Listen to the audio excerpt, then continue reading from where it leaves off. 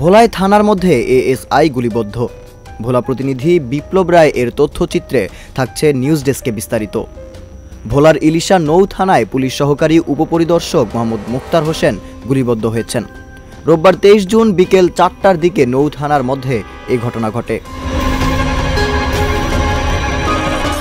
এদিন সন্ধ্যা 7টা পর্যন্ত পাওয়া তথ্যমতে জানা গেছে, বিকেল 4টার দিকে ডিউটির উদ্দেশ্যে বের হওয়ার সময় নিজের নামে ইস্যুকৃত অস্ত্র থেকে অসাবধানতাবশত মিসফায়ারের ঘটনা ঘটে।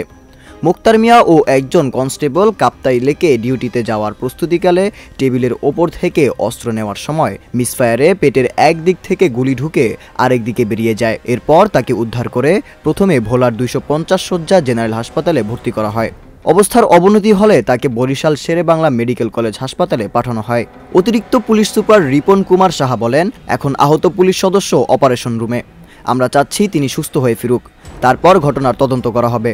আচ্ছা, আসলে আমরা এখানে কোনো একটা নিউজ মারফত আমরা জানতে পারি যে এখানে কোনো একটা দুর্ঘটনা ঘটছে। পরে এসে যেটা শুনলাম, কোনো আমাদের এক পুলিশ সদস্য ডিউটিতে যাওয়ার জন্য জাস্ট অস্ত্রগুলি বুঝে নেওয়ার সময় অসাবধানতাবশত একটা মিসফায়ার হয়েছে বা এমন কিছু হয়েছে। তার প্রেক্ষিতে সে আহত হওয়ার প্রেক্ষিতে সে এখন চিকিৎসাধীন আছে বরিশাল শেরেবাংলা মেডিকেলে।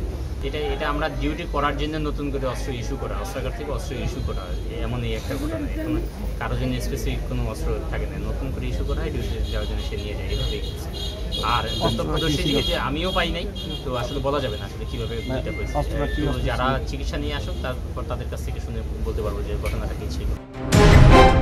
তবে অভিযোগ রয়েছে, অসাবধানতাবশত গুলির ঘটনা বলা হলেও এই ফাঁড়ির ইনচার্জ বিদ্যুৎ বড়ুয়ার সাথে তর্কাতর্কির এক পর্যায়ে গুলির ঘটনা ঘটে।